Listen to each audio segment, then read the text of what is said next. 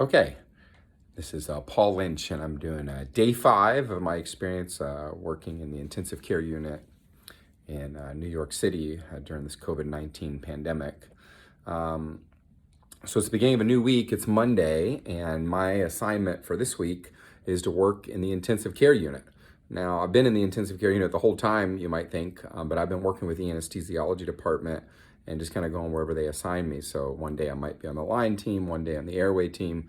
For this entire week, I'm actually going to be medically managing the patients that are stabilized in the intensive care unit. I guess stabilized is not the right word because they're critically ill and things are changing rapidly and consistently. Most of you guys probably don't know a whole lot about anesthesiologists, but there's 3 things that we do really well. One is we put your loved ones to sleep for surgery. Everyone knows that. 2 is pain management. Because we are in the operating room, we're really good at making sure that you don't feel pain. And that's what I've chosen to do with my life, is I treat patients with pain as an outpatient.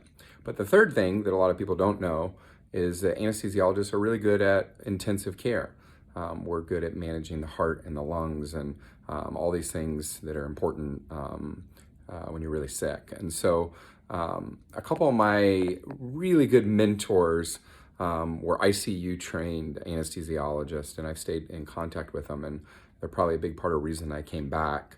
Both of my mentors contracted COVID over the last few weeks, and I knew that the ICU staff was going to be down a little bit, so I came to help.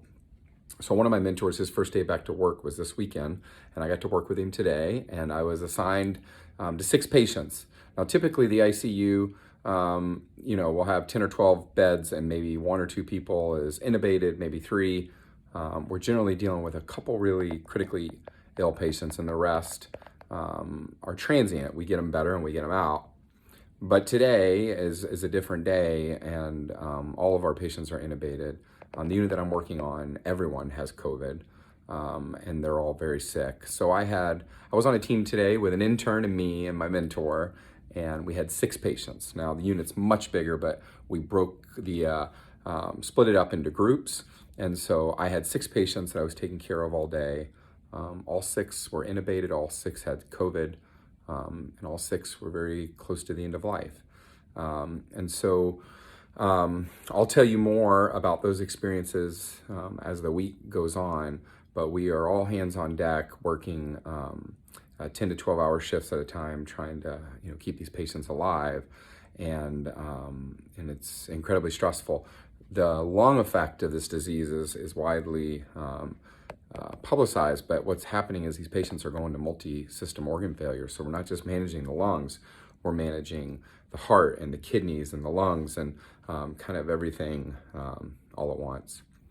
So one interesting thing from today is we get to the end of our systems. We'll start with neurologic and cardiovascular and respiratory and GI and renal and hematological, and we just kind of go down the list and make sure that we don't miss anything. And towards the very bottom is kind of like the family, and we kind of put on our list at some point, touch base with a family. But it in the midst of the chaos, it often doesn't get done at all. And so my mentor today on rounds, it made me so proud. He said, I want you guys on each patient today to present something that makes them human. Tell me something that's different about them that that you found out either from the family or the social worker or from the chart, but tell us something that makes them human, that makes them interesting, that's personal, that we can talk about. And that is right in line with what I believe, as I guess you guys know if you've been watching this.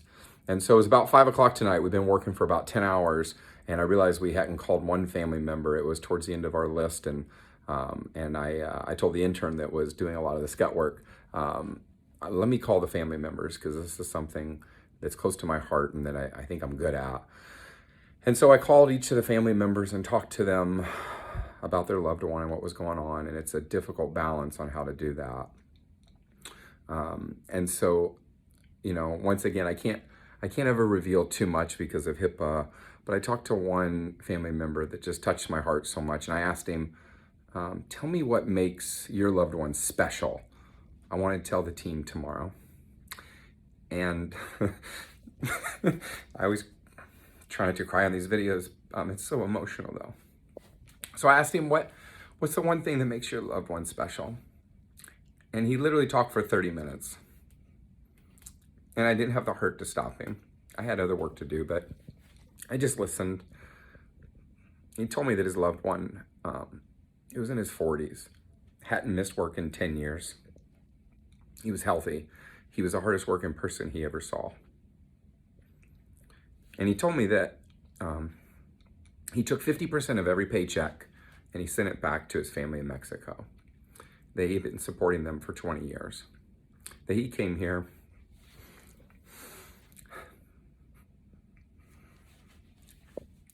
to help them. That he never missed a day of work. He was the hardest worker. He was the best worker. And he didn't show up to work for 2 days. And he knew something was wrong. And this family member drove 50 miles in the middle of the night to find him not breathing very well. And then he picked him up in an outer borough. And he said, please don't take me to this hospital. They don't have a good reputation. And so the family member took him to Bellevue because he said Bellevue was the best hospital he knew. And he told me more that I don't have time for tonight. But that's the guy we're taking care of tonight, and I'm doing everything I can to keep him alive. And before I hung up, I said, is there anything I can do for you, sir? And he said, would you pray for me? And I said, sure, I'll pray for you. What religion are you? And he said, I'm a Muslim. I just recently converted, but please, I don't care what religion you are. Please just pray for me. And so I took a moment and I prayed for him and the impact it was on him and his family. And I prayed for our patient. Okay, I want to give one teaching point before I go. You're going to have to learn how to manage the lungs if you're managing these patients. ARDS protocol, I've seen lots of controversy on whether this is really ARDS or something else, but from what we're seeing so far, you need to manage these patients like they have ARDS. 5 of the 6 patients that I have PaO2 to FiO2 ratios that are less than 100, which qualifies them for severe ARDS. And if you don't know what that means and you're a doc, you should look it up because you're gonna have to manage this or at least help.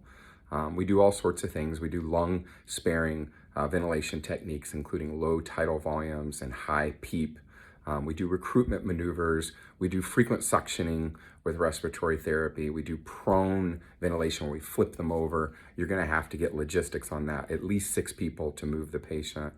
You have to be close with your respiratory therapist to suction frequently and make sure that they're constantly able to ventilate and oxygenate. Frequent ABGs. There's lots that's gonna go into saving these patients. I'm really thankful that I'm here at Bellevue. Thank you guys for watching, and I'll see you tomorrow.